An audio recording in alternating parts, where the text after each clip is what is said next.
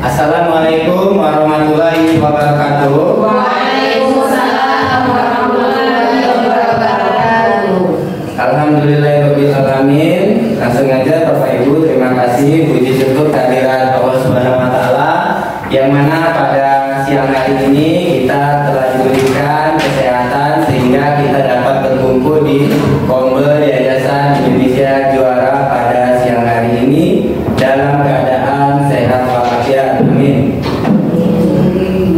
Salawat beriring salam marilah kita ucapkan kepada junjungan Nabi besar kita Nabi Muhammad sallallahu alaihi wasallam. Semoga tetap tercurahkan rahmat hidayah serta inayahnya buat beliau, sahabat dan para pengikutnya hingga yaumil akhir. Amin. Amin. Langsung aja, terima kasih Bapak Ibu hebat sekalian. Di sini saya sebagai guru PJOK akan mempresentasikan rencana tindak lanjut untuk kegiatan SEM kita atau Sport Education Model di akhir semester ini. Langsung aja di sini saya presentasikan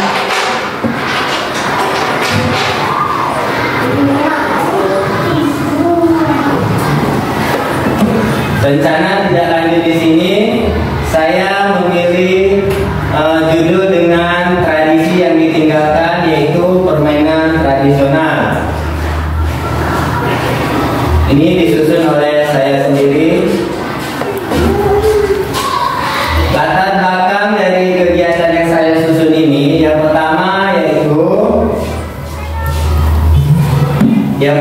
yaitu peserta didik kita saat ini memasuki sebagai generasi Z yang menerima arus informasi secara cepat melalui media internet.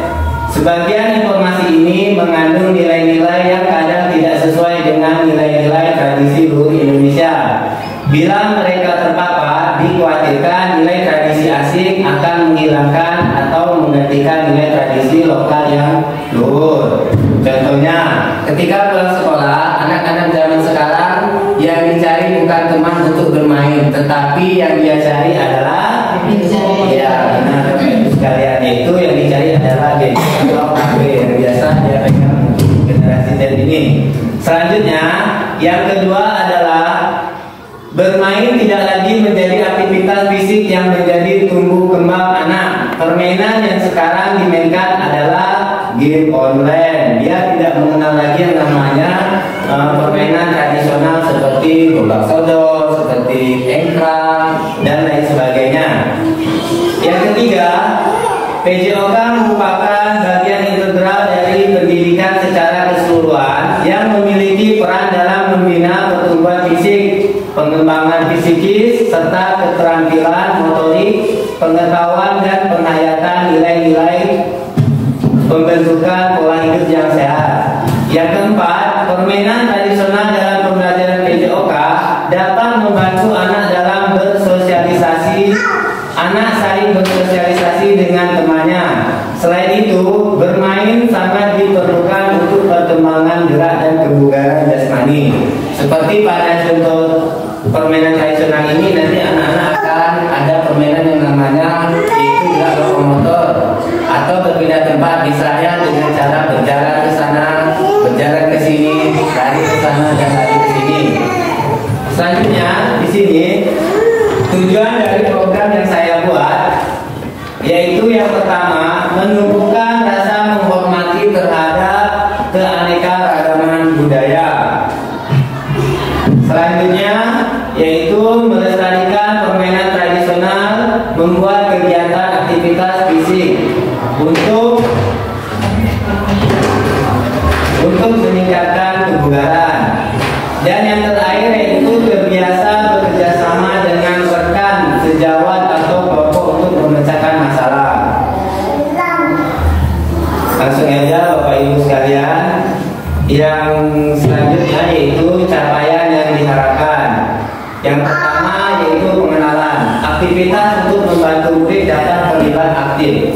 Misalnya selama ini ada murid yang nggak mau olahraga, yang nggak mau mengikuti kegiatan ini, maka dengan kegiatan yang seperti seperti ini, kita akan membentuk sebuah kelompok atau beberapa kelompok untuk melaksanakan kegiatan perlombaan ini, sehingga semua santri atau murid nanti aktif terlibat langsung dalam pertandingan ini. Selanjutnya, eksplorasi. Aktivitas murid mencari informasi terkait topik. Topik ini yaitu mengenai permainan tradisional gobak sodor. Nanti para santri dia akan mencari informasi melalui internet atau lain sebagainya, bisa dengan buku. Selanjutnya, proyek ini aktivitas murid merancang dan membuat produk hasil dari belajar dengan cara merekam atau mendokumentasikan. Nanti dari hasil itu dia akan mempelajari bagaimana cara kekompakan atau kerjasama sesama tim. Selanjutnya yaitu struktur mitra atau struktur program dan mitra. Program yang dibuat merupakan kurikuler yang menjadi upaya untuk mendalami dan menghayati materi pelajaran yang didapat melalui kegiatan permainan tradisional ini. Yang kedua, murid yang terlibat yaitu murid kelas 5 dan kelas 6 atau fase C ya, baik laki-laki maupun perempuan. Penanggung jawab di sini yaitu kepala sekolah. Sebagaimana setiap sekolah itu pasti penanggung jawabnya kita libatkan yaitu kepala sekolah. Selanjutnya, di sini kelompok belajar di sekolah yang menjadi fasilitator atau komunitas praktisi, yaitu tadi sebelumnya saya membuat tema yaitu bangun jiwa raga, yang terdiri dari beberapa guru kelas dan guru makro dalam pengarahan UB. Yang selanjutnya yaitu mitra dengan wali kelas sebagai koordinator dengan masing-masing kelas. Selanjutnya, kepanitiaan, peserta dan pihak lain yang berasal dari murid. Selanjutnya, kapasitas yang dimiliki. Pertama, sekolah kita memiliki guru dan tenaga pendidikan yang profesional sesuai dengan kualitas akademisnya. Selanjutnya, murid yang berjumlah 250 orang di sekolah kita.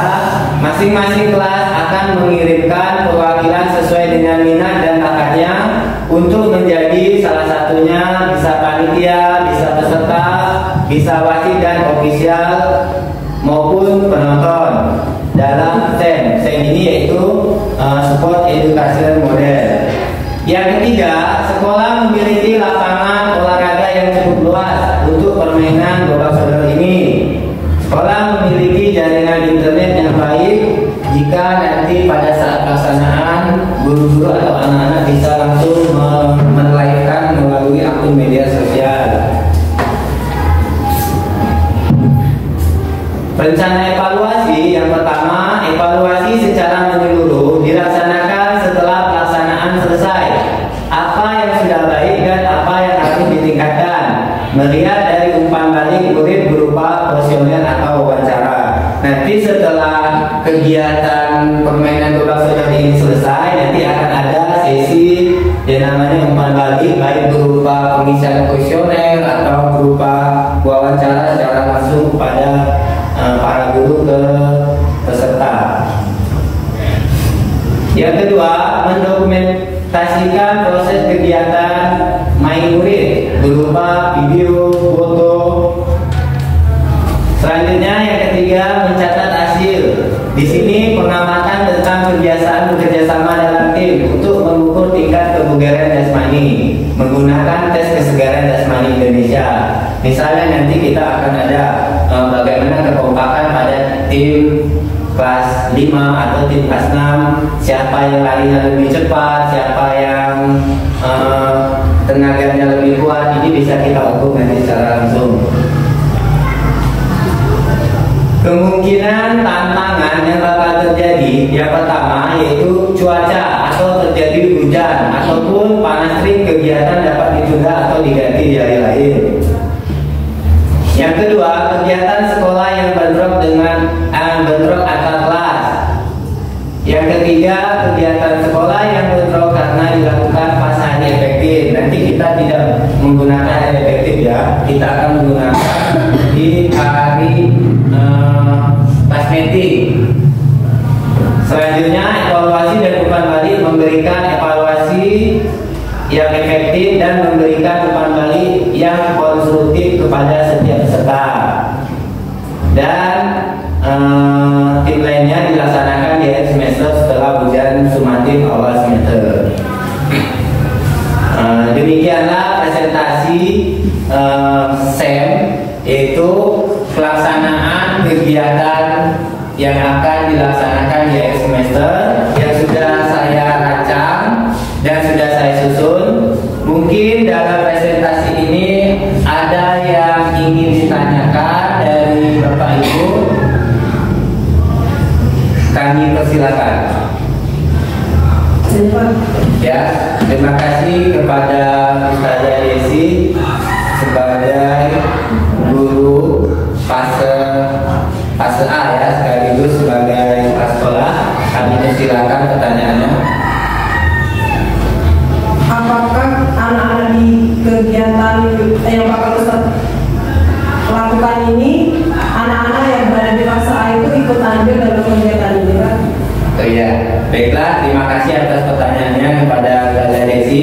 Langsung aja saya jawab. Apakah pada fase A ini anak-anak akan ikut hadir dalam kegiatan ini? Mungkin untuk fase A, karena anak-anak ini dia hobi lari ke sana, lari ke sini, tapi dia nanti belum tahu sih larinya itu lari ngapain ya. Jadi kita libatkan untuk fase A ini, khusus fase A, yaitu dia nanti akan menjadi sebagai supporter langsung dalam kegiatan ini.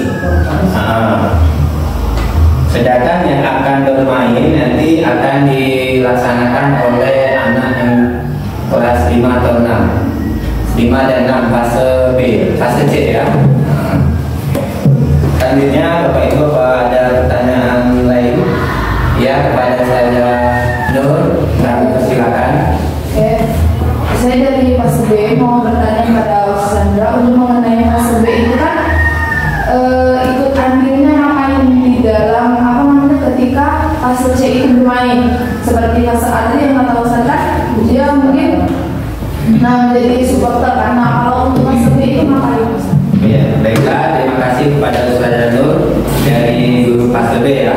Langsung aja saya menjawab pertanyaannya, yaitu apa tugas yang bakal dilakukan ketika nanti fase C akan melaksanakan kegiatan perlombaan ini. Mungkin untuk fase B di sini akan terlibat langsung, yaitu sebagai pengisi acara. Bisa jadi nanti sebagai pembukanya, bisa jadi sebagai ada MC-nya seperti itu, atau sebagai wasit, sebagai MC, sebagai pencatat skor. Sudah paham Ustazah Nur? Terima kasih pada Ustazah Nur. Ustazah yang lain, apakah masih ada pertanyaan? Baiklah, kalau tidak ada pertanyaan, terima kasih atas waktu yang telah diberikannya pada kelompok belajar kita hari ini. Saya sebagai guru PJOK telah menjelaskan tentang presentasi yang akan kita laksanakan pada semester ini. Langsung aja saya tutup, saya ucapkan terima kasih. Marilah kita tutup pembahasan ini atau ini dengan membaca